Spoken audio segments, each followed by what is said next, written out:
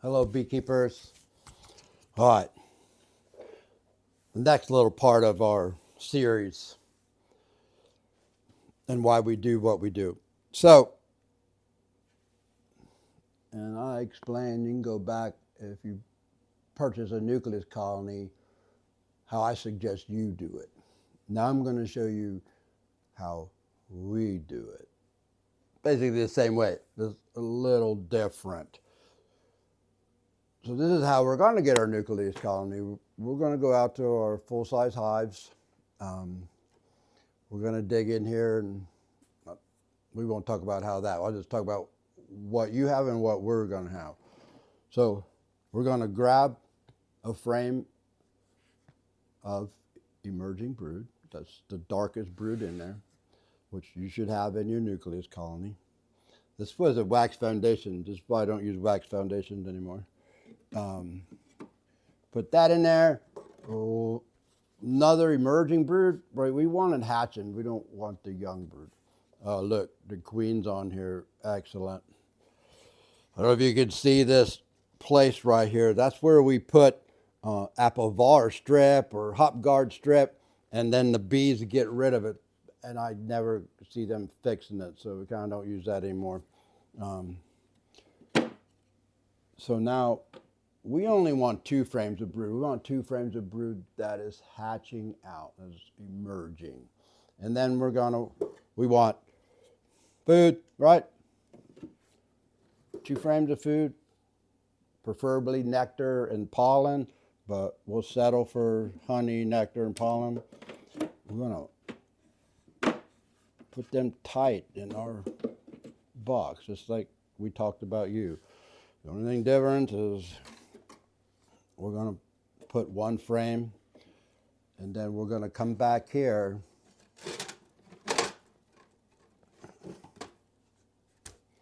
and find a frame of open brood or milk brood, and it's going to be full of nurse bees. And we're going to take our little brush and we're going to sweep them off into here because we need nurse bees. The foragers, they're just going to fly home because we're leaving this in our bee yard. We're not taking it to 3 mile rule. So we're going to do 2 of them because we need some bees to keep that brood warm. It's, you know, end of March, beginning of April, somewhere in there, and on. We can never do them all at once. So now that we've done this, which is the same thing as the nucleus colony you had, I suggested that you get a following board. This is a 1x10. We ripped a little bit off. It doesn't, not much at all. And took this little thing. We made a little video of it. So we made a bunch because we're going to do a bunch. And then we're going to do that. And we're going to cover it up however you have. If you got the inner cover that works, or we talked about our mylar. I love this stuff. It's going to keep them warm because the heat's going to hit it and go down. They have plenty of food. You don't have to worry about that.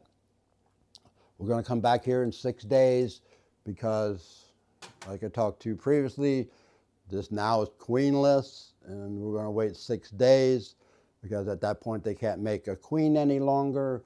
We're going to come out to the field with virgin queens. We're going to knock down all the queen cells in here and give them a virgin queen, and we're going to take a look at these and see how they're doing. If for some reason they're a little slower to hatch out and they're not pulling a lot of comb on here, that's okay. But if all of a sudden a whole bunch of bloomed out, then obviously, more, right? And so that's all you figuring that out and looking at the hive and seeing what's happening. It's still coldish nights, so we don't want to give them too much room. We want them to stay nice and warm and tight, right? So this is that. Because we know now that we gave them a queen cell over here, we're going to be back in 10 days to see if she's laying.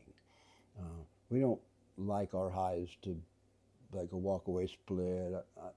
I want to be in control. I just don't want them to go through it all by themselves. it may not work, and that it may not work. And now you got a queenless colony with no brood. Everything's hatched out, and at least I know when I put virgins in there, 6 days I put a virgin in.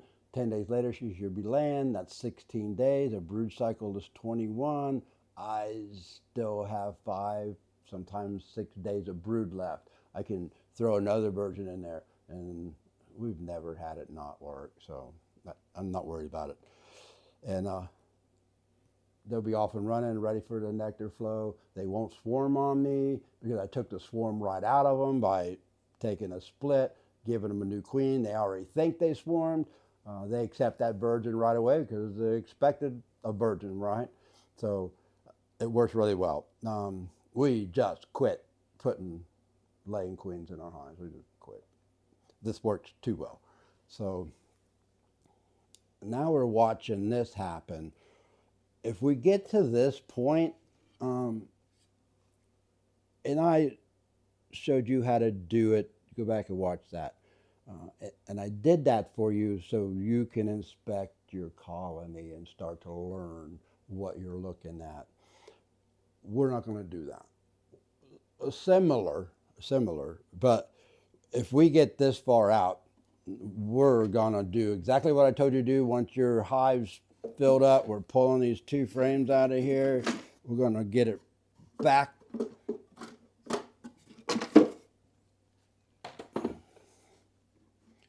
Remember to put all your brand new extra frames on the other side of this following board. You don't want them to slip over there and make a mess over here. And then you put your next box, you put your following board right on top of the other following board, and you bring your brood up, and then of course give them 2 brand new frames, which we're going to do, and then they're off and running. It may be 4 over 4, it may be 5 over 5, and what I mean by that is 5 frames over 5 frames, and we'll be back. We kind of know what's going to happen, right? And then we'll just keep moving this out, just in case they just never get built up. They will. Or later that season, it's a first-year hive. So, later that season, they may not get every frame done. So we'll be able to choke them down. And maybe it's going to be 8 frames over 8 frames. It all depends on the colony and how they progress. So another thing I wanted to mention, and I kind of forgot. So if you're watching this and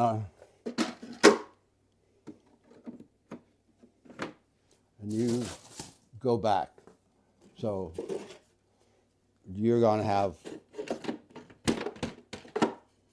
5 hives. Now here's a little trick. See how tight it is? If you're pushing your hive back together and you have a little trouble moving them, stick your frame down, catch, if you can see this, catch the sides with this, and just use this like a little pry bar. It works really good. Another little thing, if like this is honey or something and you're still tight, you can set your frame like this. And that way you don't have to set it back down in there for the minute at a time. You got it right here. And then you can look at the other ones. A couple little dumb tricks. So, still didn't get a hive tool. So we talked about, you add in a couple frames on the outside. Let's just get rid of this. So you've added a couple frames. Everything's doing really well now. See there. And you go back, you're still using this because we want them to feel comfortably tight, right? Like a little baby. And they're just going to grow just fine. No worries. You're going to be inspecting your hives. So now you've gone out there a week later, and then, man, they're already pulling comb on these, and it looks nice on both sides. At that point in time, take your pollen, nectar, honey frame, and move it out, and move this comb inwards. And the same on this other side. Move that inwards towards the brood. It's a little tight. So what's going to happen now is the queen, she wants that space, right? She's generally not going to cross that honey frame. You just gave her brand new stuff. And girls like new stuff, right? We all know this. She's going to lay them frames up and get seriously busy with them. And once that starts to happen and you have a boat ton of bees here, you can lose this thing. And again, right, add new frames. And again, when they start pulling that comb, you move that closer to the brood. And what your whole goal is with this method, man, I need a hive tool.